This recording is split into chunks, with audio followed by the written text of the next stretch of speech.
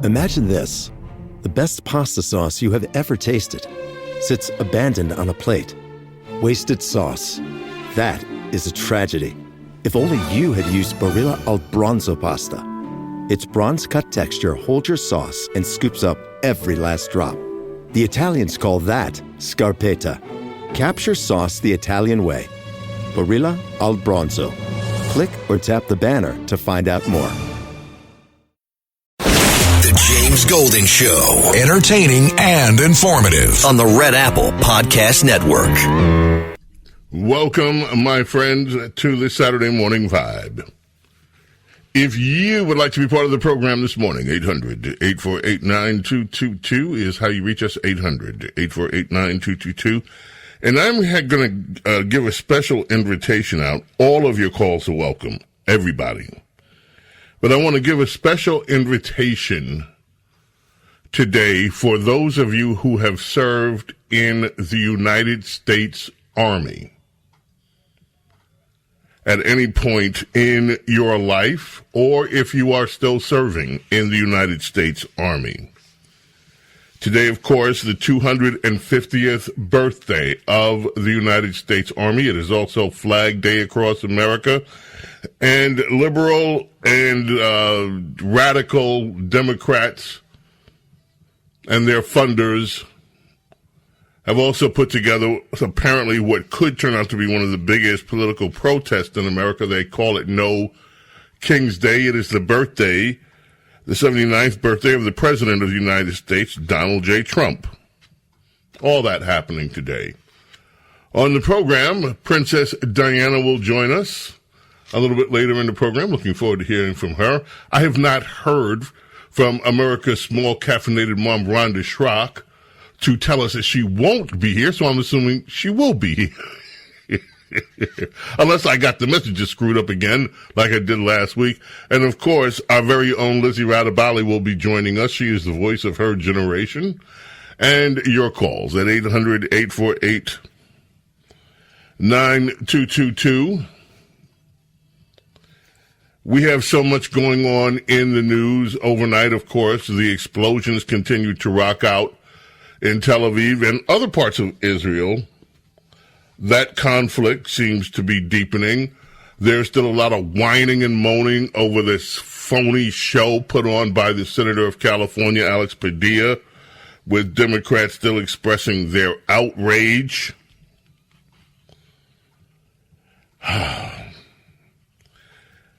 The birthday of the United States Army is where I really want to begin today.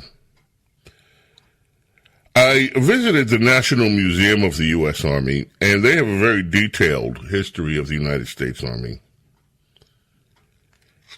which the Army of the United States is older than the country of the United States of America. One of the things that they go through in looking at the history of the Army, they point out the origins of our military systems in place during the 18th century greatly contributed to the origins of our own. Europe, of course, had skirmishes between soldiers of different lands and in the colonies, etc. The militia system, which was based on medieval precedent, was transplanted from England to the colonies as a way to train and prepare the American colonies for compulsory service. And to train them to react to emergencies. That was the very beginning of our United States Army. The British Army was, as most people, I guess a lot of people don't know because they don't teach it in history anymore. The British Army was one of the largest professional armies in the world in existence. It is still remarkable if you look at just the numbers on paper. It is remarkable that this country exists at all, given the nature of the British military. British soldiers were professional. They trained for 2 years of training under a system that was very strict military discipline. They had infantry, artillery, cavalry. Their tactics were very well rehearsed and trained. The colonies, no, not so much. This militia service, they weren't very well trained at all, and we know that if you look at history. Of course, in 1775, British troops fired on our colonial militiamen in Lexington, Massachusetts. Thus began the Revolutionary War. Lexington and Concord. 2 months later, on June 14th, 1775, the Continental Congress voted to create the Continental Army as a colonial response against the British enemy. 10 companies of riflemen was the Continental Army. The first soldiers that we had enlisted from Maryland, Pennsylvania, Virginia on June 14th, 1775. The next day, the Congress of what would become the United States then appointed General George Washington as commander-in-chief of the Continental Army. Now, when you look at it, and you look at what took place during that Revolutionary War, between 1775 and 1783, the duration of the Revolutionary War, 231,000 men served in the Continental Army of the United States. But less than 50,000 men served at any given one time. There were never more than 13,000 deployed in one place at the same time. It is estimated that about under 7,000, 6,800 Americans were killed in action. 6,000 wounded, 20,000 taken prisoner of war. Also, about 17,000 deaths. We lost more American soldiers from disease, and another 8,000 to 12,000 died as they were prisoners of war. We lost more of our army to disease and being prisoners of war than we did on the battlefield. But anyone that was a military analyst at the time would not have given the United States Army, the Continental Army, a chance in hell of succeeding over the British Army, the professionally trained British Army. And what did it? Well, rugged individualism accounted for a lot of the victories. After the Declaration of Independence was signed in 1776, the Continental Army became known as the Army of the United States. Of course, the U.S. Army. Now, you go back in history and you look at some of the things that now are almost treated as if they're myths, but they were real. Valley Forge. Army starving so bad that some of the men ate the shoe leather of their shoes in order to survive. You look at the hardships that they went through. We haven't even opened the door of history to the Civil War period and what the Union Army did to save the world. Then you look at World War I, World War II, among the other wars that we have sought.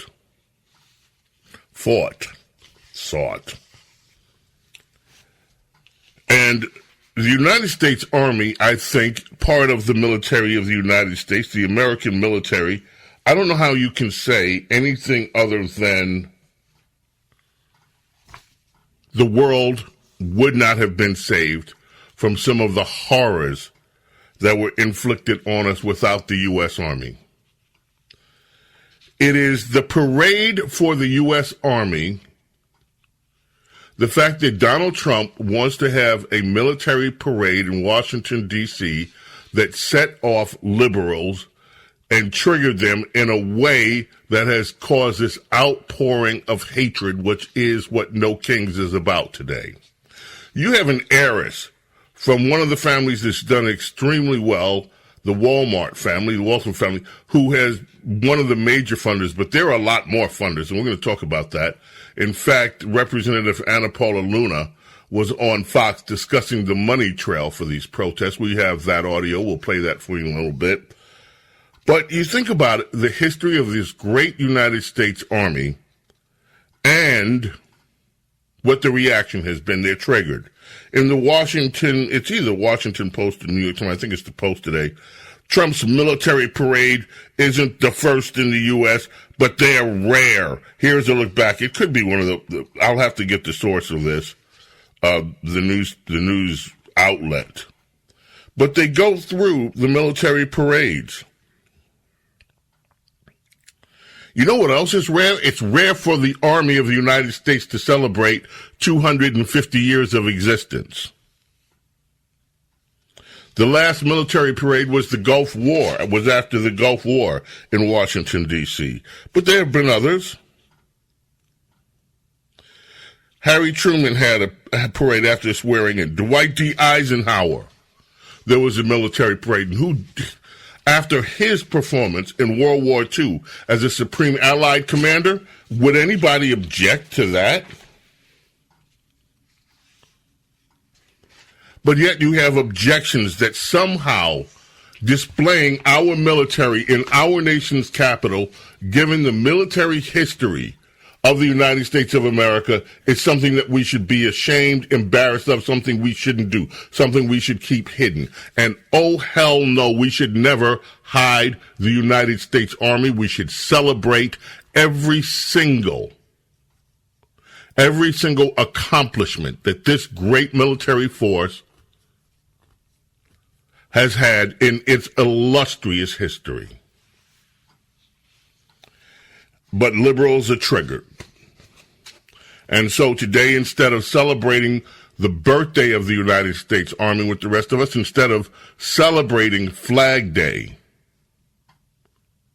they're going to use this as a day to display their hatred, their abject hatred for the rule of law in America when it pertains to matters like immigration, when it pertains to following the law in any number of areas. They hate it, but more than hating that, they hate Donald Trump. And so today you will have potentially, what's being reported, possibly millions of liberals pouring the streets of blue cities, completely upset, angry, hateful that Donald Trump has used this day to celebrate the birth of the United States Army. It is disgraceful. And it is also coincidental that his birthday would fall on the 250th anniversary of the U.S. Army and of Flag Day. So, James Golden, Snerdley, and we'll take your calls at 800-848-9222. The James Golden Show on the Red Apple Podcast Network. The James Golden Show, entertaining and informative on the Red Apple Podcast Network.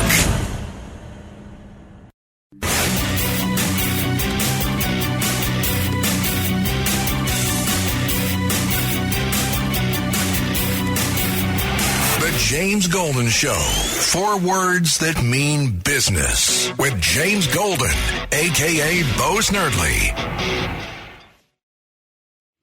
Haha, yes. You know what that is as soon as you hear the opening notes. That's how famous the song is. That is the sign of something that is extremely well composed. Today is the anniversary of the death of one of Americans' greatest composers. Composers Henry Mancini passed away in 1994 at the age of 70 on this day.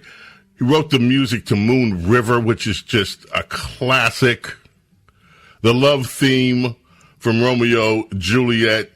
Recorded over 90 albums, 100 movies he contributed to the soundtracks.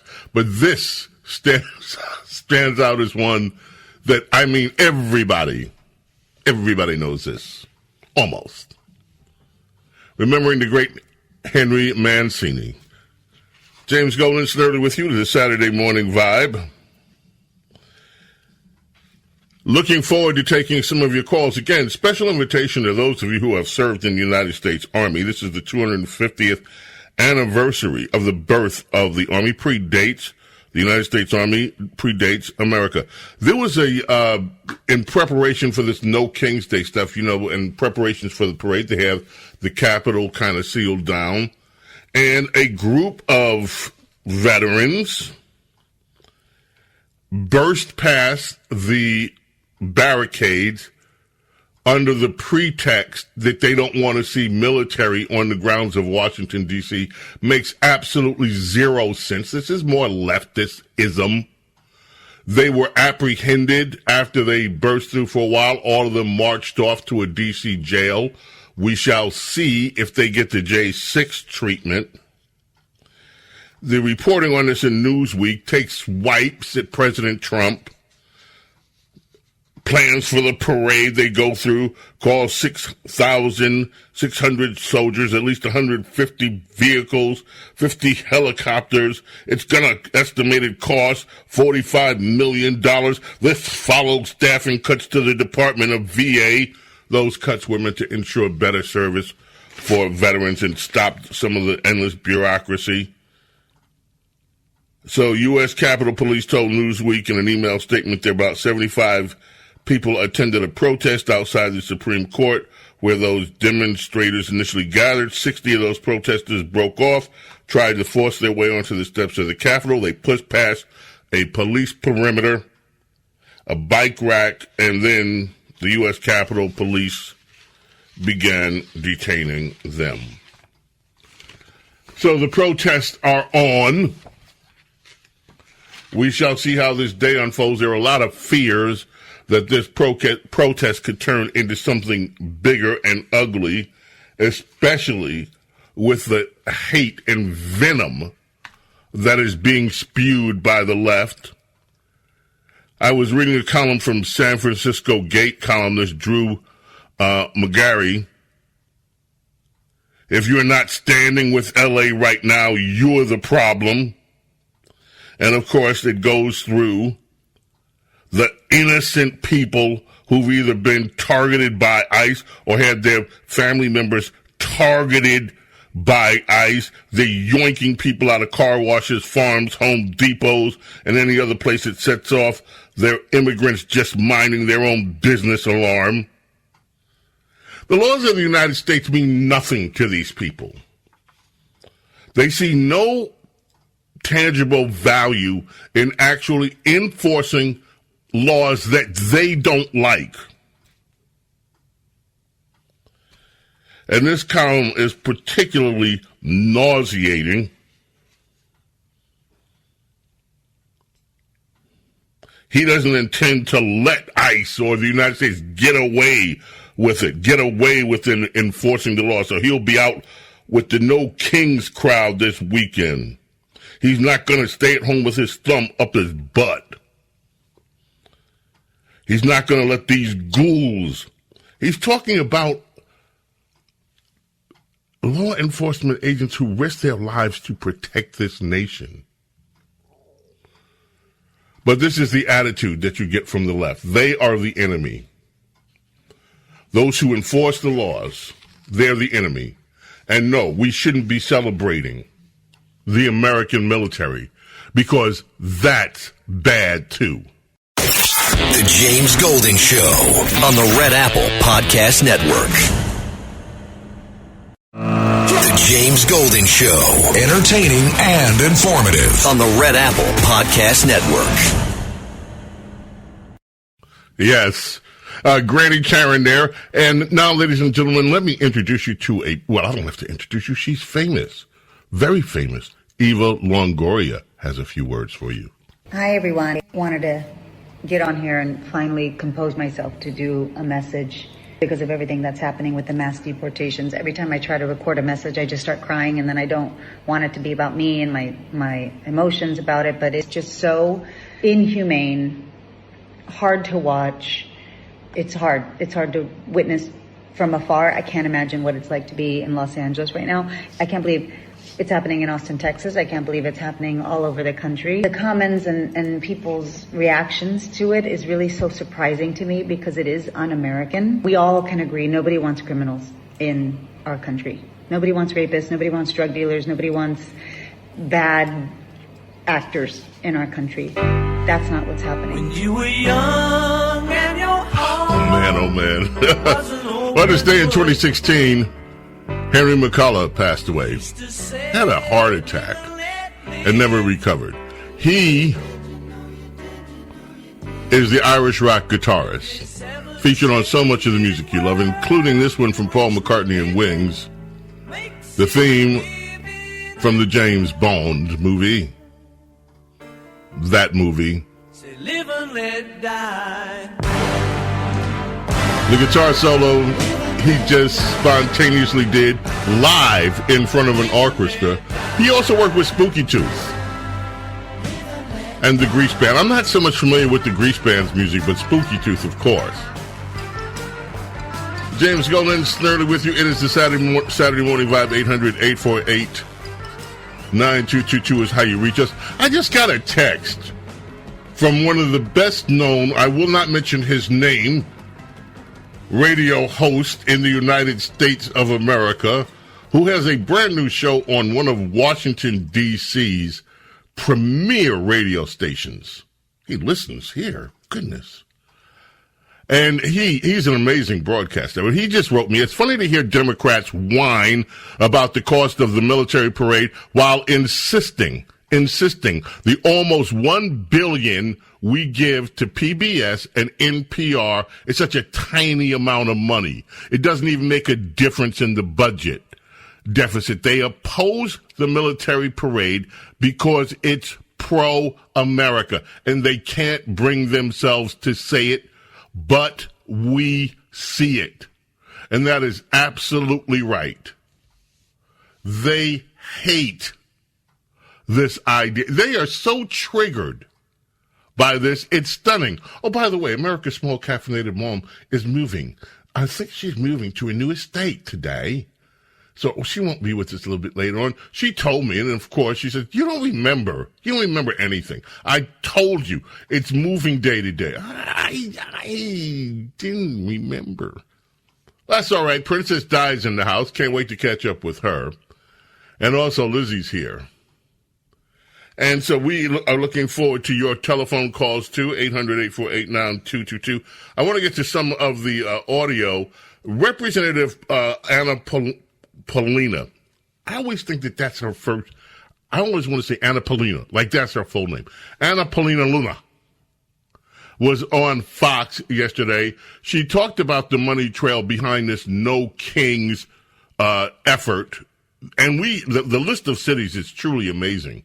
If they pull this off, it will be one of the biggest protests in America in a long time. Let's hope it stays nonviolent. But she talked about the funding, and this is what she said.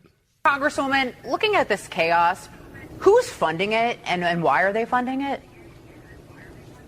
So it's actually being funded by a billionaire by the name of Neville Singham. He's actually funding a group called the Party for Socialism and Liberation, which if you look online, they are a communist organization. What they're doing is they are using Hispanic Americans the way that BLM used black Americans during these riots, and frankly, the way that Code Pink, which is also funded by the CCP, is using Palestinians. So what they're trying to do is they're using this to usher in Marxism. But it's important to note that actually when you find and you follow the money trail, Mr. Singham is actually largely largely funded by the Communist Chinese Party. So House Oversight has issued and will be sending a letter this Friday with all members of Oversight calling Mr. Singham to testify before Congress.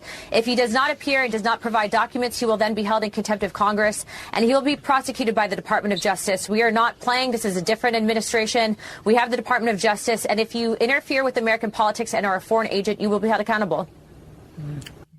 Yeah. So let's see if this materializes or not.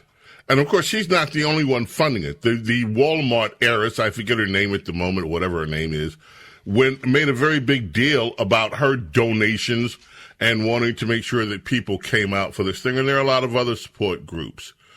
You know, this has been a crazy week. We've had, and this is still ongoing, this Padilla show, which I think was hysterical. Spartacus, I played yesterday on our syndicated program during the week. I played yesterday the reaction from Spartacus, who just had a complete meltdown. Everything, his makeup wasn't right, but outside of that, it was one of the best shows in a long time. And then you have more outrage coming in today from Tim Kaine. Almost every Democrat senator is on this thing. One person, and I'm very real, I think this may be the first time I've played anything from him, ESPN, because generally I don't play sports guys as authorities on anything in politics or whatever. Not that they, as the liberals are demanding, like him, that we continue not to enforce immigration laws, that ICE, attacking ICE is okay, that attacking, these people are unbelievable. And what are they going to do to Kristi Noem's security force? Are they supposed to arrest them because you had a guy? Anyway, here's Stephen Smith, ESPN, but he weighs in on this one. You have this senator, Alex Padilla. Can Kristi Noem speak? Could you have waited till she finished to ask your questions? To shout your questions? You are a senator, right? You couldn't wait? So that was just you out of control because you were just losing it, huh? You, a United States senator, couldn't compose yourself and let the head of Homeland Security finish her thoughts before you asked the question. Couldn't do that, huh? Couldn't do it, huh? Now, I was surprised that CNN had a legal expert on. I got to get the guy's name, but this was so clear. And I was surprised this segment ran on CNN, but it did. Point. This is a federal building. You can't just, wander in there necessarily. What reporting do you have, and how should we, in your view, be analyzing how we're seeing these agents respond? Well, it's easy to think about this as one incident, but actually from a law enforcement perspective, we're really looking at three separate incidents that happened within a short period of time. First, you have the DHS secretary who is addressing the press. This was not a Q&A period, and she's interrupted. She's interrupted by someone who is speaking very loudly, and so her security detail confronts what we obviously now know to be the senator, and at that point, he is now going to be escorted out. You can't interrupt something like that that's already in progress without having those consequences. But the second incident, in my view, happens the moment as officers are trying to lead him out, he then turns and walks back towards kind of into those agents. At that point, from a security detail perspective, we're taking this person out against their will. We've asked the person, and again, this is all happening very quickly, but the moment he then turns into them, they realize this is not someone who is going to comply. And they didn't know he was a senator. He says, I'm a senator. What does that mean? Who cares? And nobody knew who this guy was. He just barges into a room while the head of DHS is speaking. I cannot believe that Democrats, including Democrat senators like Eyebrows, Mr. Eyebrows, Tim Kaine, are making a big deal out of this. Good Lord, Agnes, can you imagine if these guys are speaking on the Senate floor of the United States and someone burst into the room? I'm a congressman, and and they would haul his ass out, or her, and just put the cuffs on them immediately. This is not what you do. This is not the way you comport yourself as a United States Senator, and he knows better. This was a planned stunt, is what it appears to be to me and a lot of other people. And if you want to know the complete disregard that these Californiaites have for the law, let's check in with California Representative Ted Lieu, who can never wait to get, he's cut 9, who can never wait to get in front of a camera. This guy has the temerity. Well, you'll hear it. Here's Ted Lieu. Trump is using is 10 U.S.C. Section 12406. I encourage all of you to read it. It very specifically says the only way he can do this is through the orders of the governors of the states. Governor Newsom clearly has not given this order. The National Guard troops are following unlawful orders. I ask every National Guard person who is under this order to read the order, to see if it came from Governor Newsom, and then to read the law, and then decide for themselves if they are following unlawful orders. He is asking the National Guard to disobey the orders of the President of the United States that flow through the Pentagon of the United States. That's what this representative is asking. Let us ignore the National Guard. He's telling the National Guard to be the lawyers, their own lawyers, go look at the law and take his interpretation of the law. Never mind that this is not a singular occurrence. Presidents, against the will of the sitting governor, have called out the National Guard before. Had to happen, I think, when Democrats were still running their Jim Crow anti-segregationist, we hate black people routine. I know Ike had to call, Republican governor, Ike had to call him out to get the National Guard in Arkansas when Democrats were still with their segregation forever routine in Arkansas, Little Rock, Arkansas. You had to call him out on George Wallace. Democrat George Wallace, who the Washington Post in an article recently identified as a Republican governor. He wasn't Republican. He was one of your Democrats that hate black people before he renounced his own hatred of black people, before he had to die and go to heaven, wherever he went. Anyway, you have a congressman in public demanding that the National Guard disobey the orders of the President of the United States. We got to take a break. Come back. We're going to grab some of your telephone calls. 800-848-9222. Flag Day in America.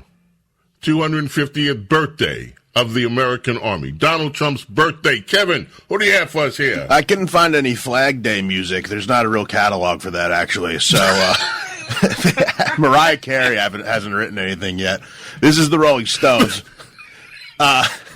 June 14th, 2002, on a similar holiday, it was the Queen's birthday honors in England, and the Queen avoided giving Mick Jagger his knighthood because she thought it'd be inappropriate. Come on. At that point, Mick Jagger completely calmed down. Keith Richards, maybe not. That Queen stuck up. He got the MB. He got Sir Mick Jagger. Sir Jagger on this day. James Golden, Snerdley, 800-848-9222, the Saturday Morning Vibe. Your call's coming up. Don't go away. The James Golden Show on the Red Apple Podcast Network. The James Golden Show, entertaining and informative on the Red Apple Podcast Network. Hey, Kevin. Weeks. Number one on today was the start of that run. His second album that went number one, but the first song that peaked at number one. Billy Joel is still rock and roll to me, number one on the charts. 1980. Coming there after you. I said, what do you mean he can't find any music about the flag? The Star-Spangled Banner. What is it, the other one? The Grand Old Flag. Keep your eyes on the Grand Old... Oh, yeah, that's the one we're going to play. Keep your eyes on the Grand Old... I'm not making fun of it. Don't come after me. I'm just saying. It's funny. As soon as I said that, I immediately went, "Oh wait, no. There's totally a ton of music we can play." But I like your idea. But Mariah Carey hasn't done it. No, they're not playing Flag Day music all day. You know, in the grocery stores. You know, at least I don't think so. Are they now? There's been a new wave of patriotism this year. I think with the parade going on, and I guess protests. Maybe he'll be. Let me see. Do you think they'll be playing it at No King's Day, perhaps? The Star Spangled Banner, maybe at No King's Day? Maybe ironically they might. You know, those protests are always laced in like 25 layers of irony. You know, people dress up like Uncle Sam, and then they, you know, Nixon masks, all that stuff. Amazing. Okay, let's check in with Joe in Sparta. Joe, how are you this morning? Good morning. Everything great, thank you. You know what I was thinking, James? Like, there should be a simple, like a motto or a logo for our U.S. military. To all these people that don't want this parade because it costs money, and to the whole world, especially Europe, and it should just be very simple. You're welcome. That's it. The United States military, you're welcome. And you know what? Amen to that. Because if it were not for the United States, you know, I loved recently, somebody called out one of the people in Europe with a common refrain that we said, hey, if it wasn't for us, you guys would be speaking German right now. But, and so we can say that, but folks, the contribution of the American Army, not just to this nation, but to the world, has been immense. And for them to get triggered over this day, it just blows my mind. A parade for the Army. Thank you for checking in. Debbie in Westchester County in New York. Debbie, how are you?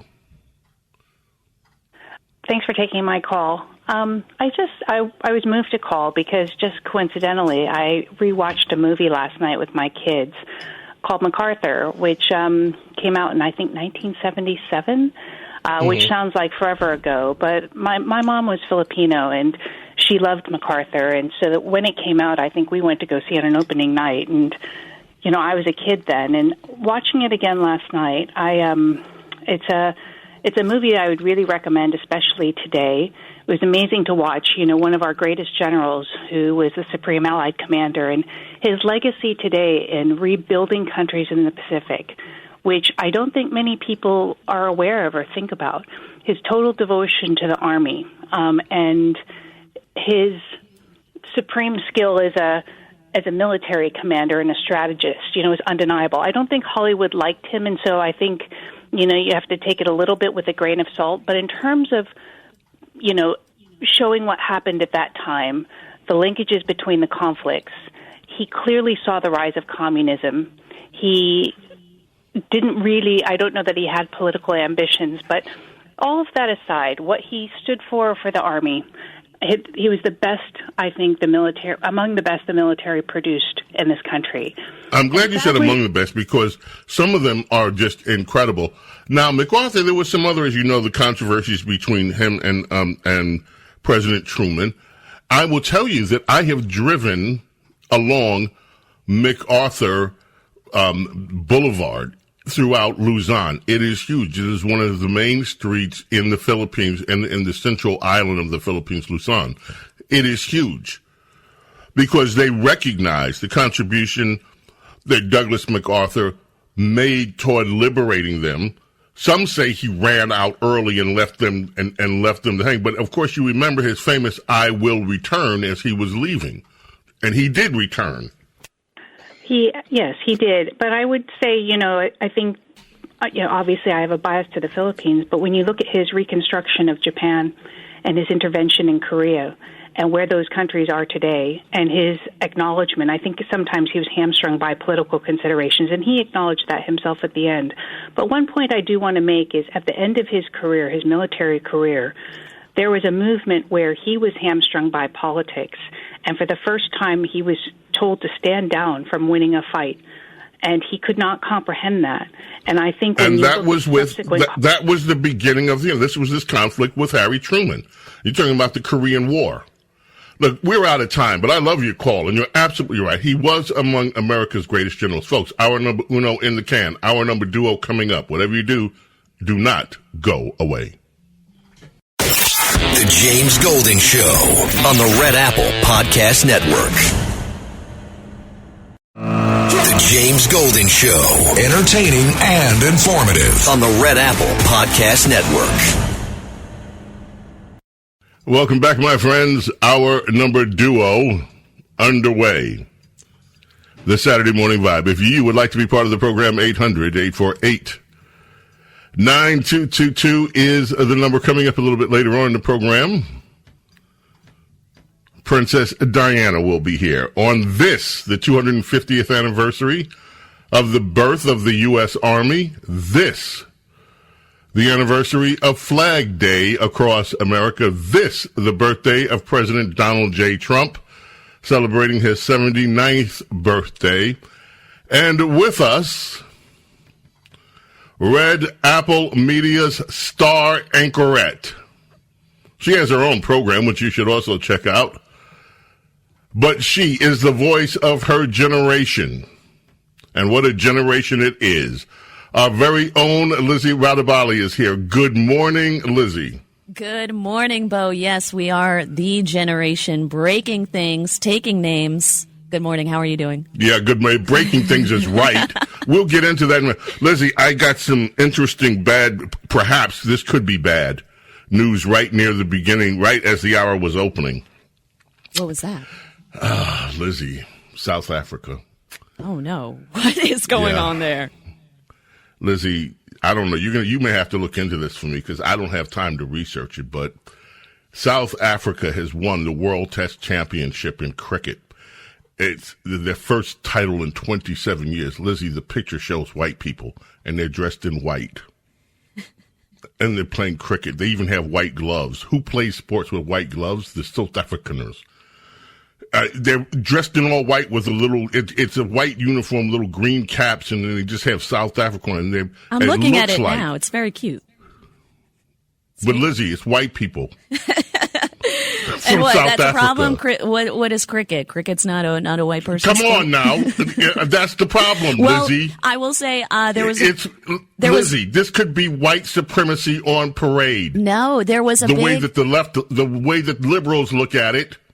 Yeah, I will say there was I'm not a big cricket fan. I don't follow the sport very closely, but there was a story last week at a stampede that happened in India, a massive stampede. A bunch of people were injured. Some people, I believe, like half a dozen people were killed. And it was all because of a cricket tournament a huge win. But part of that huge win was actually the star player from Australia.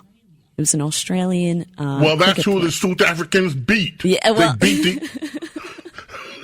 the Australians didn't take it. They beat the Australians. I wonder whether the Australians wearing white too. Yeah, I don't know. Like I said, I don't really follow cricket. I have to look into this South Africa cricket story. I'm looking at the team here. I mean, yeah, like I said, cute uniforms, very, very, very like day at the country club sort of look. And like you said, the uniforms themselves are very white, like bleach white, and they're playing on like a baseball field. Yeah, white gloves even. Yeah, that's very odd. You don't see that anymore. Odd. White gloves in sports. I mean, maybe we need to bring that back. Add some theater to it. What add are you some advocating pizzazz. here, girl? What are you, excuse me, woman? What are you advocating? I don't even know. Lizzie, Let's what's bring going back on? theater. Lizzie, I'm so happy you picked this story because the story that's your lead story today. Because I saw this and I couldn't believe it. Lizzie, how absolutely insane, do I dare say, just what kind of idiocy has taken over tourists? I know. We've talked about Italian tourists specifically before. We mentioned a few years ago there was the tourist who actually did graffiti on the Rome Colosseum. The Colosseum, right. This story, now this is coming out of an art gallery in Verona, the Palazzo Maffei.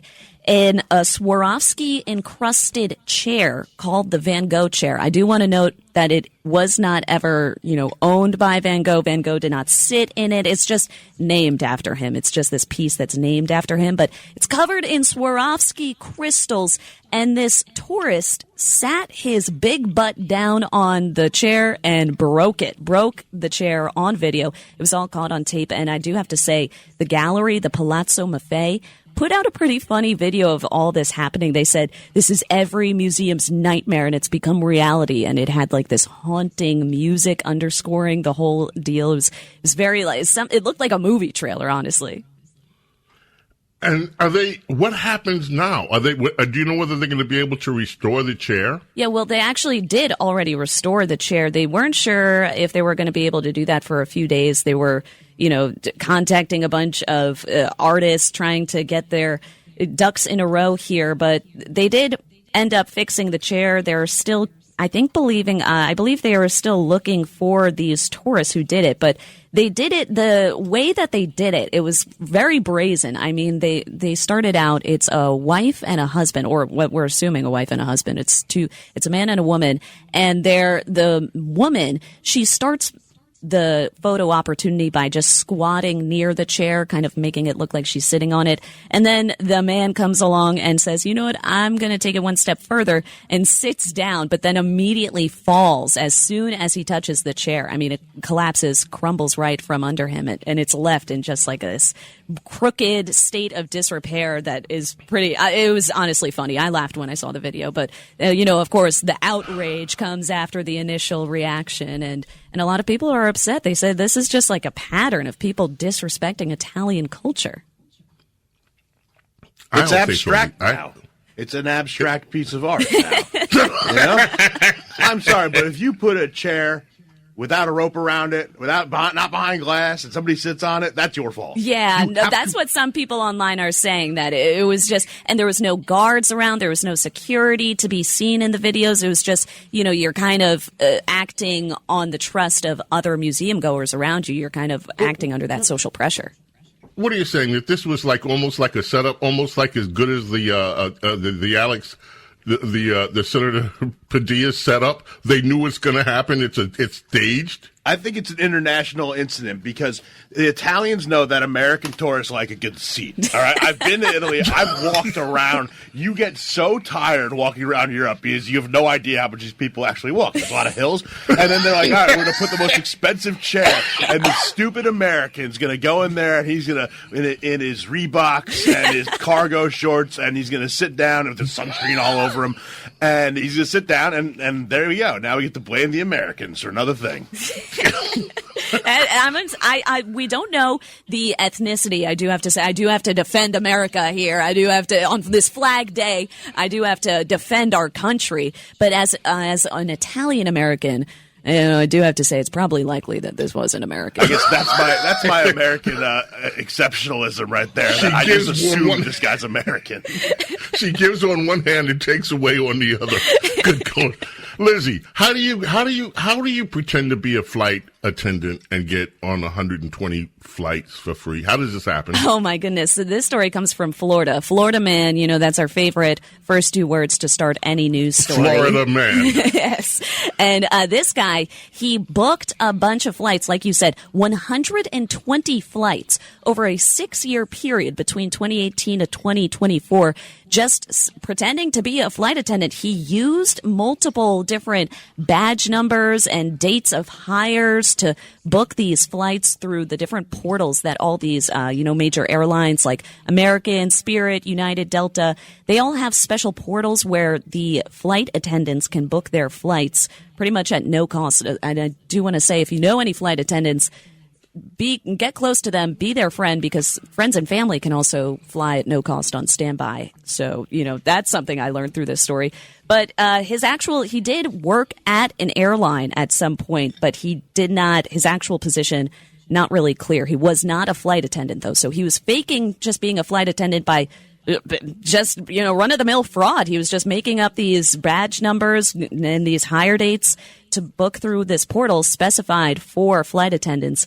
And like I said, 120 flights over a 6-year period. This guy was flying 20 flights per year. I mean, where was he going? I think that's the bigger question of this story. And also something that stuck out, this story, really stood out to me in the fact that so many trivial issues have been feeding our safety concerns with flights. I don't know if you watched this recent program on HBO Max called The Rehearsal, talking about pilots and pilots' relationships.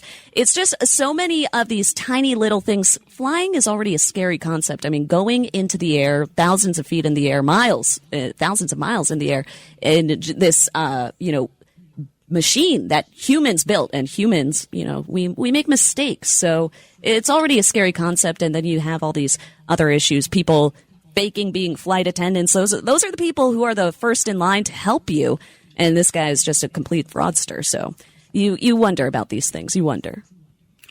So, by the way, I don't think flying is scary. I think it's a wonderful thing. Well, good for you, but some of us are a little nervous when we get on that flight. You should be more scared when you get in your car. Well, that is than true. Getting on a plane. That is true. There are way more traffic fatalities than flights, but like I said, it's just the concept itself is a little. You see scary. the one that just went down, and it was a horrible story. It's horrible. The one that went down, it was headed from India to Heathrow, and yes, I think, one survivor.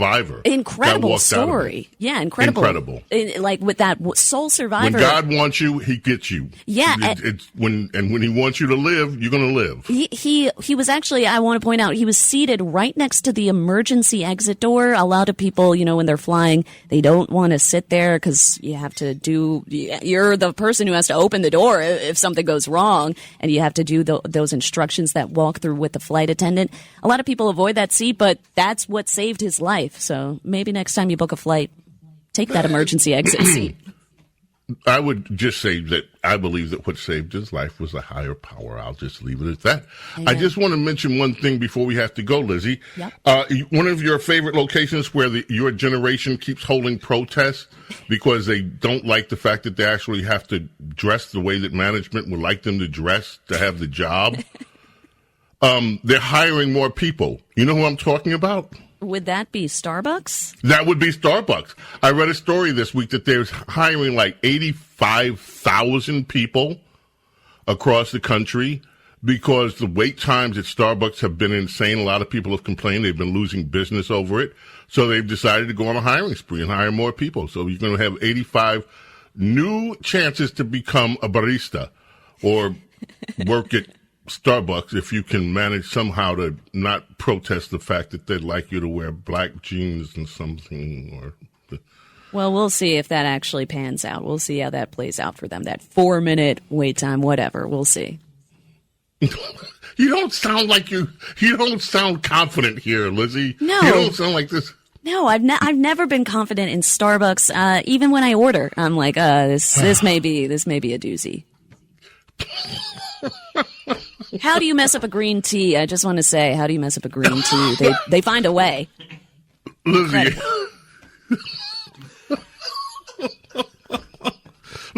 Lizzie, I just want to point out that most of the time it's your generation that's working behind the counter. So if you want to know, I want to know how they mess up a green tea too. Yeah, I don't know. Maybe expired faulty products from up top. I don't know. We got to look into that. Here we go. Lizzie, thank you so much as always. Look forward to catching up with you. And Lizzie, tell everybody where they can catch your show. Oh, you can find that on the WABC radio app, and it also airs here in New York every 5 a.m. Saturday and Sunday, weekend news hour here.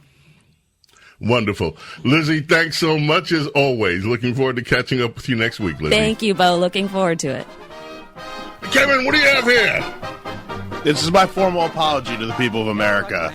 I can't believe I have to do this again. I'm always apologizing to the people of America when I offend. But this is You're a Grand Old Flag, which I think is the best song about the flag. You disagreeing with me? Do we have any idea who's singing this? That doesn't. No. Some gentleman from 1948, I believe. From 1948. Yeah, this is the. Any idea how this charted? Did they have Billboard charts in 1948? Yeah, they had Billboard charts. And how come it's not Mariah? Do you have the Mariah Carey version?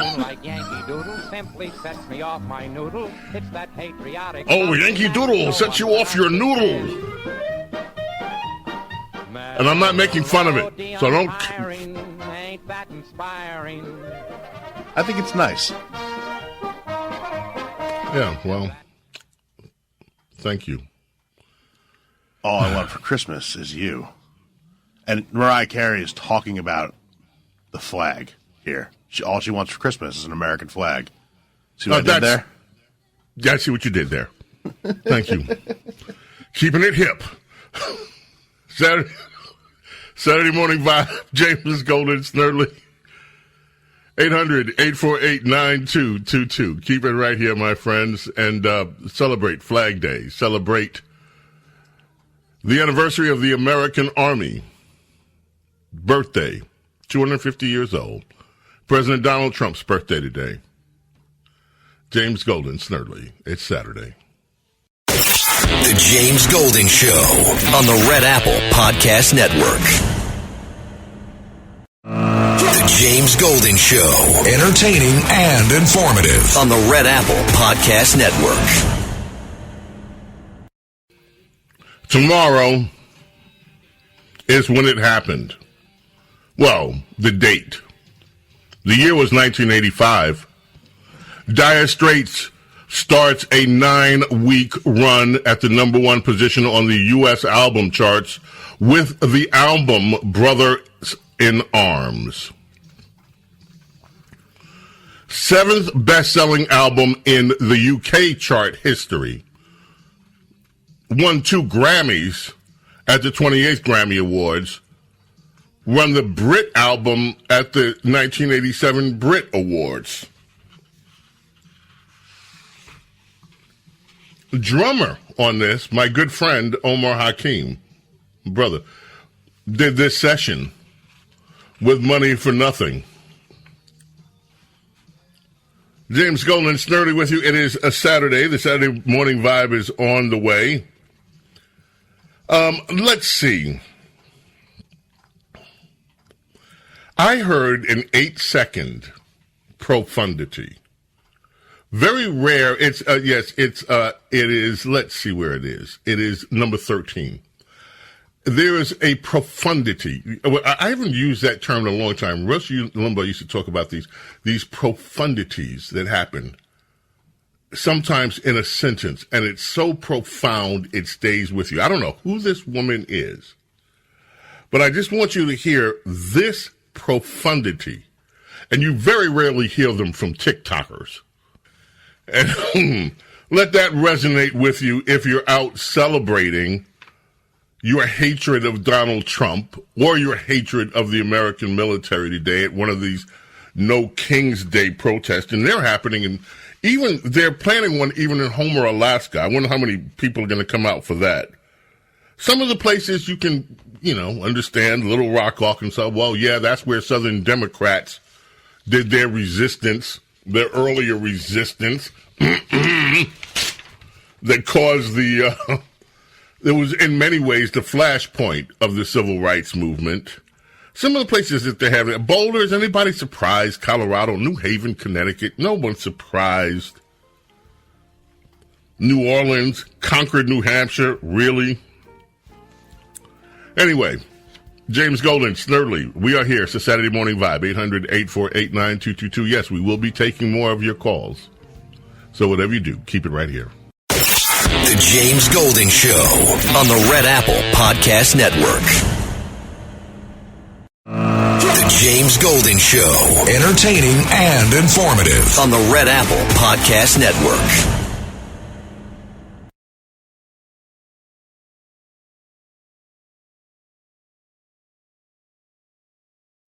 Yes, my friends, in protecting your future, there is some news this week that I want to make a broader point with.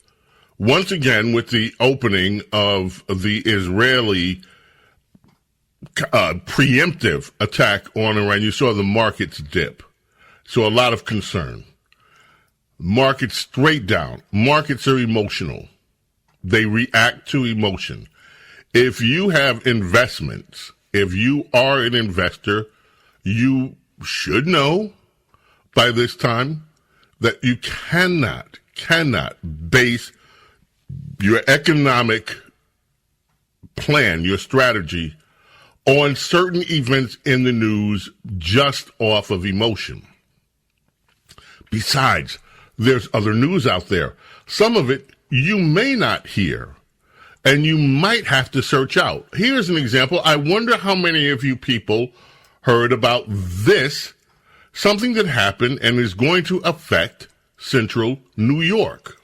With your Spectrum News in 90, Micron is doubling down on its investment in the United States, and it is for good news for central New York. Micron and the Trump administration this morning announced a $200 billion expanded investment across the U.S. The headline for CNY is both sides confirm they are moving forward with plans to build a mega fab in the town of Clay. That's an additional $200 billion on top of another deal. We have so much investment money coming in the United States right now. It might, for some of you investors that want to have an edge on things, do a little research and find out how this is going to affect not only your portfolio broadly, but in very specific cases where or near where you might live. Also this week, something else happened on the other coast that has not received a lot of attention. 33-34. But in a few moments, I'll sign 3 pieces of legislation that will kill, totally kill. You can't do anything about it. They can't take us to court. They can't do any of the things they can do with the executive orders. And it's permanent. I'll sign 3 pieces of legislation that will kill the California mandates forever, and they're never coming back. Think of it, a plan to ban 100, and they call it the 100% ban on all new gas-powered cars and abolish 75% of the gas-powered trucks. 75%. The trucking industry saw me. They said, sir, it doesn't work. Number one, the trucks are so heavy. They're 2.5 times heavier than a diesel-powered truck. So one of the big truckers owns 28,000 trucks, big company, tremendous company. He said, I go out of business immediately. I'm not going to play games. I mean, he said, did you explain these things to the government officials? Like the truck weighs 2.5 times more than a regular truck, a gasoline-powered diesel.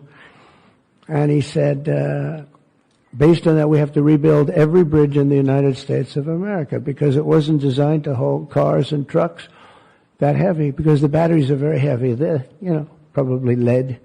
But they have a lot of things in those batteries that weigh a lot. But it's 2.5 times. It's a simple number, 2.5 times. And if you want to do this, you have to spend trillions and trillions of dollars on rebuilding every bridge in the United States, and I guess throughout the world, because they do follow us. So, with the stroke of a pen, and by the way, with action from the Congress, this is legislation. And by the way, there was more legislation passed this week to codify some of the cuts in DOGE. So that's now headed to the Senate. But this legislation, and believe it or not, even though it's law, California legislators are still so hot and bothered by this that despite the fact they can't do anything about it, they are rushing off to court to see whether they can find a friendly judge. But finally, these awful EV mandates that California had tried to enforce to try to run the car industry instead of letting the businessmen and women that operate the auto industry who know better how to build cars, the top-heavy California government finally stopped in its tracks with this mandate that would have also put so many truckers in this country out of work. Consider that. There's something else that happened this week, too. There's a lot going on in the agricultural sector of this country because of the ICE immigration raids. Numerous publications this week. In fact, I think it was either Wall Street Journal, I can't remember the pub, but I was reading through one pub, had pictures of fields that, of course, deserted. Now, you can just take a picture of a field, and that doesn't mean that they're deserted because of what's happening with immigration. I know that. But they wanted to make the point that these immigration raids in California have caused all kind of havoc in the agriculture industry. And this is something, by the way, that as investors, as people, you wonder, what's this going to do to food prices? What's this going to do? President Trump actually, and some of you may agree or disagree with this, but the president has acknowledged that there's an issue with the farms and with immigrant labor on the farms. So at the same time, he was announcing that he was going to get rid of these mandates for EVs in California. He also said this 38. This is what Donald Trump had to say about the farms and immigrants. What made you change your mind about targeting in California farmers and people in the hotel and leisure business? Well, we're not targeting. In fact, if you look today, I put out a statement today about farmers. Our farmers are being hurt badly by, they have very good workers. They've worked for them for 20 years. They're not citizens, but they've turned out to be, great. And we're going to have to do something about that. We can't take farmers and take all their people and send them back because they don't have maybe what they're supposed to have, maybe not. And you know what's going to happen and what is happening? They get rid of some of the people because, you go into a farm and you look and people they've been there for 20, 25 years and they've worked great and the owner of the farm loves them and everything else. And then you're supposed to throw them out. And you know what happens? They end up hiring the people, the criminals that have come in, the murderers from prisons and everything else. So we're going to have an order on that pretty soon, I think. We can't do that to our farmers. And leisure, too, hotels. We're going to have to use a lot of common sense on that. So I don't know how this is going to play out, folks, with some of you, but if you are in the investor class, again, I did all this under protecting your investments, protecting your economic future. But regardless, things are fluid. Pay attention to what's going on. And there's a lot of good news here. Now, I don't know how people are going to respond to this last one. They've been here 20 years. They're good people. Well, that's the same argument that other immigrant groups are making, even though they don't work in farming or hotels. So is the reaction from many of you going to be, why are these two industries singled out where we could keep illegal immigrants? Or is there going to be some sort of understanding that without agriculture, and will Americans take those jobs, by the way? And I don't know, maybe will America, Kevin, what is your sense? If the agriculture sector is, let's say, impacted severely by the lack of workers, will Americans be willing to fill those jobs? What do you think? Oh, man, that's a tough one because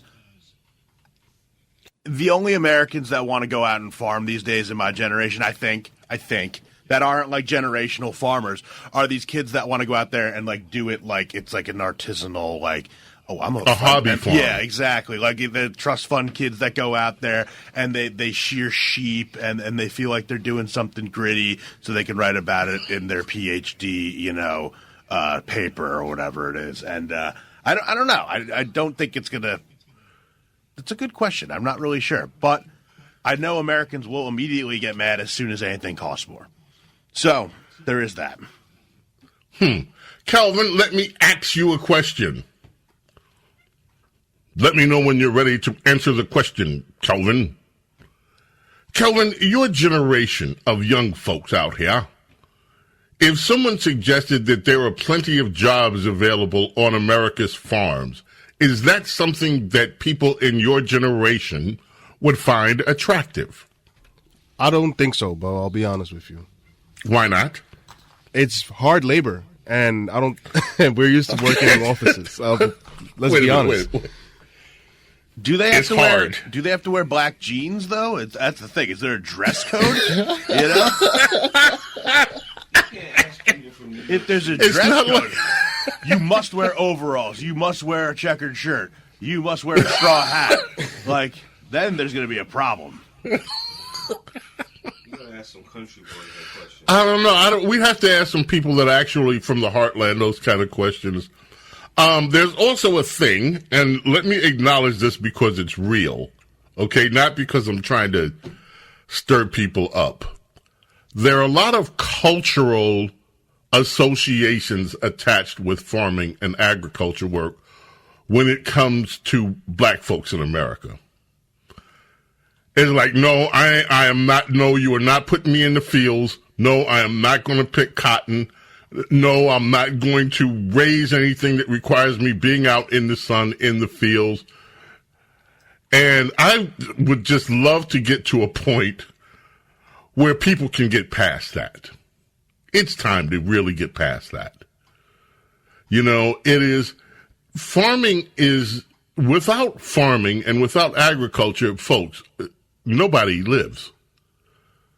That's it. I mean, this is your one of the basic requirements of life. Food, shelter. Okay? Food and shelter. There is nothing in and of itself that is degrading at all about doing farm work. Kelvin, is this something that is, am I out on a limb here, Kelvin? You're not wrong about what you're saying, but are people my age going to do it? I don't think so. Also, how much farming is done by hand these days? Isn't it all like gigantic? I go by these farms and the irrigation systems, and it looks like they have stuff to lift the product off the leaves. I mean, off the tree. Yeah. I'm showing my ignorance here, but it looks like a lot of it's done by heavy machinery these days, isn't it? Well, I don't know, because I don't, look, I assume that smaller farms can't afford that. But the corporate farms, of course, this is huge business for them. I don't know, to be totally honest with you. I assume that it's the smaller farms, the family farms, even some of them are big and running with heavy machinery. But if you're just starting out, you can't afford that stuff. If you have an acre or two, 3 or 4 acres, how are you going to afford all of that stuff? I don't know. We'll have to see. This is Rhonda's out this week. I could ask Rhonda in America's Heartland what goes on there, because they're out in the heartland. Don't know. Anyway, let's take a break. Come back, grab some of your calls. 800-848-9222. Oh, yeah. Why are we playing this one? This one is American guitarist Elliot Randall. Randall's session hired gun. They hired him for Steely Dan's Reelin' in the Years. Jimmy Page says it's his favorite guitar solo of all time. And I think it's funny you have a band with such accomplished guitar players, and they hired a guy to play one of their more iconic guitar solos. It's almost like when they had Clapton play on While My Guitar Gently Weeps, and George Harrison wasn't playing that. You're like, what? Really? Yeah, but I mean, then you listen to the final product, and it's like, yeah, really? Yeah, it's true. It's one of the best guitar tones of all time. But it's his birthday today. 1947. Oh man, happy birthday! Yep. And you're right. But as soon as you hear that, you're like, yeah. Oh yeah. You can't beat the guitar tone on this song. It's great. Reelin' in the Years. Kevin, by the way, folks, Kevin blows my mind because Kevin knows music from generations going back. His knowledge of music is intense. And I always enjoy listening to what he comes up with some things that I didn't know. And it just blows my mind that you can have somebody, a lot of people, you're a music lover, Kevin, love that. Oh, yeah. James Golden, Snerdley, keep it right here, don't go away. The James Golden Show on the Red Apple Podcast Network. The James Golden Show, entertaining and informative on the Red Apple Podcast Network. One of the ladies in waiting. I think this is her first appearance on the program. One of Princess Diana, who's coming up one of her ladies in waiting, sometimes treacherous toward your host, which is why she got the name Lady Benedict. Good morning, Lady Benedict. How are you? Good morning, Sir James. I'm well this morning. Thank you. How are you? Very well, thank you. Apples, farms. You heard this segment about farming. What you texted me immediately, and what is it that you expressed? You could do a much better job of it than I can. Well, Sir James, my grandparents had an apple farm, and as a child, I worked very hard on that apple farm through the summers during apple season and then some. And my grandfather would pick up all of the kids that were hanging out in the streets to join me, and we had a lot of fun, but it was the most humbling experience, pruning apple trees, picking apples, separating bad apples. I had to go to the cider mill, and it was humbling and just such an amazing experience to watch and help the earth produce sustenance. And I was, the fruit of your labor really does do something to you. It teaches you some life lessons. It makes you a very humble person and teaches you to have respect for those who do the job that you don't want to do. And I carried that with me from the time I was a part-time teller in banking to through the time I retired as CEO. But it's just such an amazing experience to touch the dirt and smell it and feel it. And even when you get those little worms in your hair and laugh and throw apples at each other, it's just, there's nothing like gardening and pruning and watching farming. Farming it does something to your soul. So that was my experience. I think all kids should have to work on a farm, and that's what I have to say about it.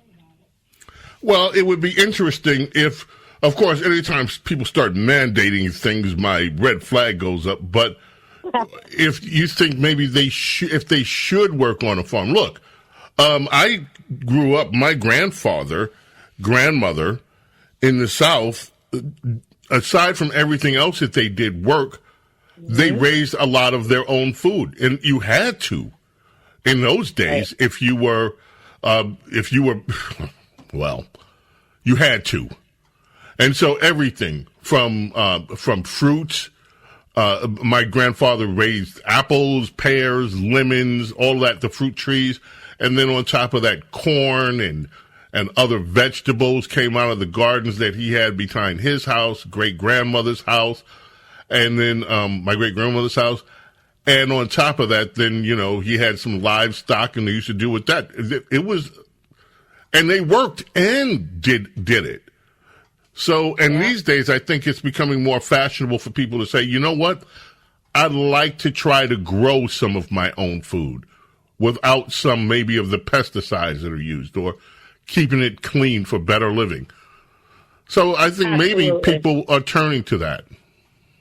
I agree, and there's nothing like the taste of picking a piece of fruit off a tree. It's night and day from when you go buy produce. Even in the farm markets, it's night and day when you grow your own food. The flavor, the nutrition value, there's something to it. My dad worked all day, and he'd still work on the farm at night and the weekends, and it's respect. And in this day and age, and when you're seeing, I know it's political what Kennedy is doing, but it's common sense to want to eat whole, organic, nutritional foods rather than something that comes out of a package, in plastic cellophane. It sounds corny, but we're all leaning that way, and it makes sense. So. All right. Well, Lady Benedict, thank you for joining us. We're going to take some calls later, folks. Princess Di is coming up in the next hour. Thank you, Lady Benedict. Really appreciate it. One of Princess Diana's ladies in waiting, Lady Benedict. James Golden, Snerdley here. As I said, in the trio hour, you will hear from Princess Di. Your telephone calls, if you are on hold, thank you for your patience. And we'll grab your calls in this hour coming up. America's small caffeinated mom, Rhonda Schrock, will be with us next week, we hope. She's out and about moving into the new estate. And that would probably be a week's worth of process. The place is so large, I guess you have to get a map to get around in it. James Golden, Snerdley, our number duo in the can, our number trio coming up. Wherever you are, stay right here. Do not go away. The James Golden Show on the Red Apple Podcast Network. The James Golden Show, entertaining and informative on the Red Apple Podcast Network. Welcome, my friends. Our number trio has arrived. Our number duo in the can on this, the 250th birthday of the United States Army, on this, the birthday of Donald Trump's, the President of the United States, 79th birthday, on this Flag Day. And Flag Day has always, ever since I have known her, been a big deal to the one, the only, the Ness. It's time for Radio Royalty with James Golden and America's Princess of Policy, Princess Di. The goodness, the highness, the greatness of the Ness. Editrix of the Limbaugh Letter, the most successful political newsletter in American history, when Rush Limbaugh, of course, was with us. And ever since I have known you, Princess Diana, you are one of the few people in the world that I know in this country that always acknowledged, made a big deal, and celebrated Flag Day, which is today. Welcome, Your Highness. How are you?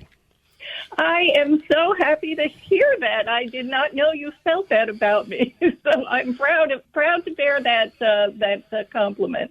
Well, you have always celebrated Flag Day as long as I've known you. You've talked about it. You've written about it, and it's something that it's true. Well, I first started really feeling passionate about it when the Supreme Court ruled that it was speech to burn the flag, and I had an emotional reaction to it. And I did write a piece in the Wall Street Journal about it, which, expressed my feeling that if I ever saw anybody burning the flag, that I would pull it out of the fire and hold it up in the air. And so that probably was the birth of my passion. And so I'm happy today, being Flag Day, to note it. On June 14th, 1777, that's 248 years ago, the Second Continental Congress adopted the 13 stripes, 13 stars, the 13 white and red stripes and 13 stars as the official flag of the United States. And it took some time, but in the 1800s, after the Civil War, and there was another flag that the Democrats held high, the Confederate flag, but there was a move to codify the American flag as something to celebrate on that particular day. And interestingly enough, in the late 1800s, there was a wave of immigration, lots of immigration, and the educators of America decided it was very important to help children understand their heritage, even if they came from elsewhere. And so it was part of the American educators, particularly in New York City, who wanted to have a day dedicated on the birthday of the original adoption of the flag to teach children of its value and what it stood for. And so this push in the late 1800s, interestingly enough, eventually led Woodrow Wilson to declare the day in 1916.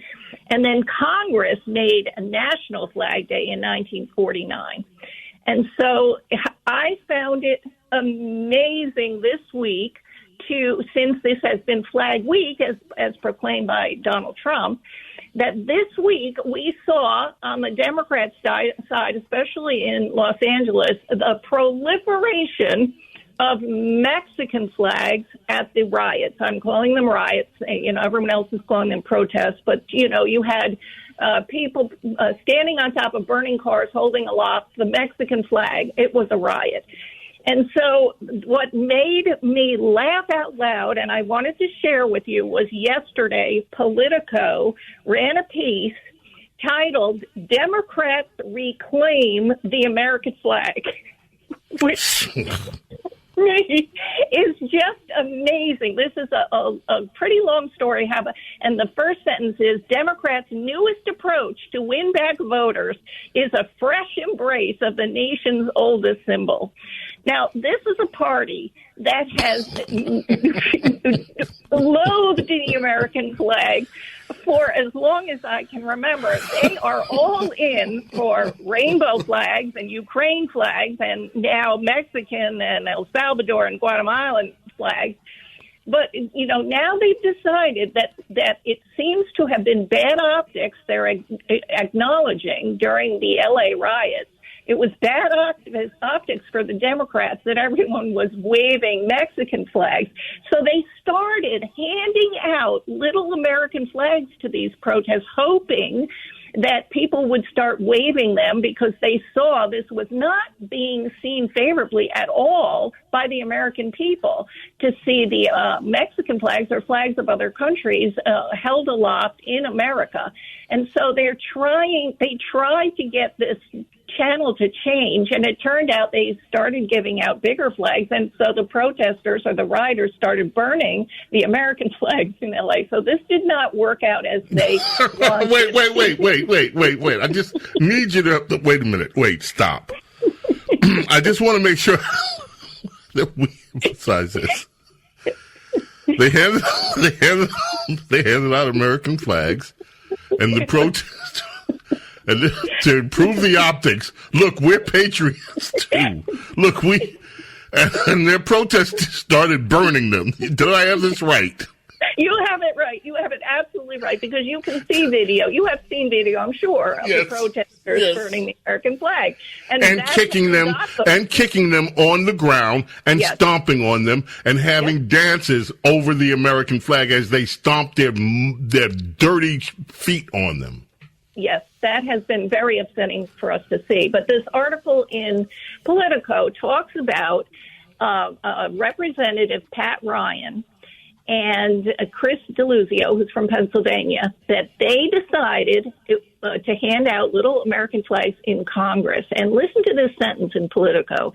It was a 4-inch by 6-inch American flag, which they passed out at almost the exact moment, unbeknownst to them, that Senator Alex Padilla was getting forcibly removed and handcuffed. House Minority Leader then called that act unpatriotic.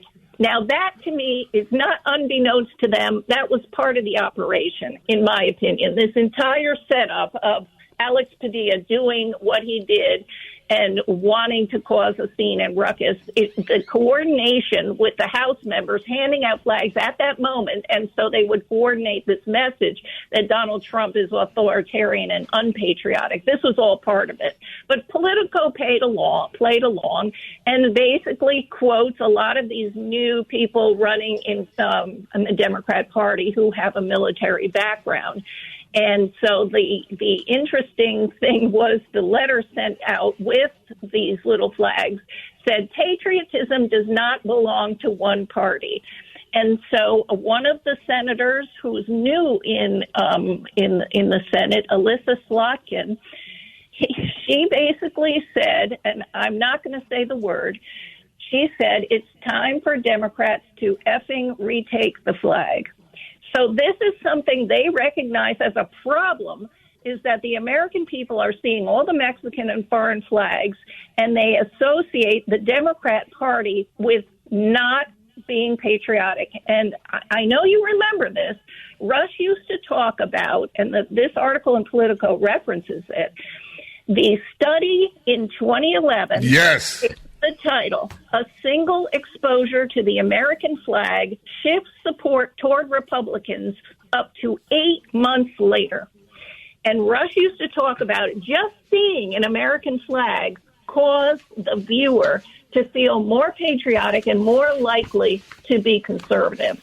And so this is something they've been fighting in the Democrat Party for a long time. They're hoping that they can get some veterans to counter that, to run for office. Now, they tried that with John Kerry. They thought that people wouldn't be able to criticize the Democrat Party for being weak in patriotism because they had a veteran. And it turned out he was somebody who threw his medals over the wall. Over the Capitol wall. Yes. And then, of course, with John Kerry came the we'll never forget it, the Swift boat veterans who actually served with John Kerry and talked about his service record. Yes, exactly. So Politico says that Democrats have spent years battling perceptions that they are less patriotic, and reversing that image could take just as long. And I think they are fighting a losing battle, because what they actually do in deploying their shock troops all over the place is they burn the flag, and they held up flags of other nations and other ideologies. As I said, the rainbow flags, the Ukraine flags, the Mexican flags, that's what their people do and are passionate about. And that you cannot just fake by passing out little flags and pretend to be pro-American flags. So I thought today was a perfect day to acknowledge the beauty of our flag. It is one of those things that does not represent any government policies. I think that most people, when they see the American flag, they see Americans. And that is a bond we have with each other, is the beauty of that flag and what people have sacrificed for it. And so, to me, that is something that the Democrat Party cannot acknowledge, because they are not on the same page of loving America and our values. So I wanted to say Happy Flag Day to you, and, laugh at the Democrats who think that they are reclaiming the American flag. Well, and Happy Flag Day to you, Your Highness. Stay with us. I want to talk about the troops parade. I want to talk about the American Army and so much more. I have some sound bites, too, a little bit later if you have time, that will run by. But stay with us right where you are. And if you're on hold, by the way, stay on hold as well. James Golden, Snerdley with you here. It is the Saturday Morning Vibe. Kevin, what you got for us here? This is Culture Club. It is I can't do math, but born on this day in 1961 is Boy George O'Dowd. I didn't know that was his last name. I thought it was just Boy George. I don't know what I thought it was. But I think there should be more harmonica in pop music. We've lost that. It's such a weird instrument to put in a pop song, but it fits so There's perfectly. some great harmonica players out here. All the way back, Dylan, you look at all the stuff with Stevie Wonder. Oh, yeah, Stevie. Then you have Toots Thurman in the jazz side with harmonica, and there's some other guys out here. John Popper, Blues Traveler. Yes. Redefined the instrument, in my opinion. It's incredible. Yeah. Boy George, gotta love his music. Karma Chameleon, of course, Do You Really Want to Hurt Me? My favorite of his, if we have it, maybe you'll play it on the way back. Clock of the Heart is just, to me, that's my favorite. And what a great, by the way, fashion designer. He's a DJ. He still works as a DJ, a photographer, singer, and a vocal coach. This he's very, very talented. So, happy birthday, Boy George, born in 1961. James Golden, Snerdley, Princess Di is here. Don't go away. The James Golden Show on the Red Apple Podcast Network. The James Golden Show, entertaining and informative on the Red Apple Podcast Network. Thanks for listening to The James Golden Show. You can hear The James Golden Show Saturday mornings at 7. If you like the podcast, share it with your friends and listen anytime at WABCRadio.com and download the WABC Radio app. Hit that subscribe button on all major podcast platforms. Plus, follow WABC on social on Instagram, TikTok, Facebook, and X. See you next time for a new episode so you never have to wonder. What the heck is going on here?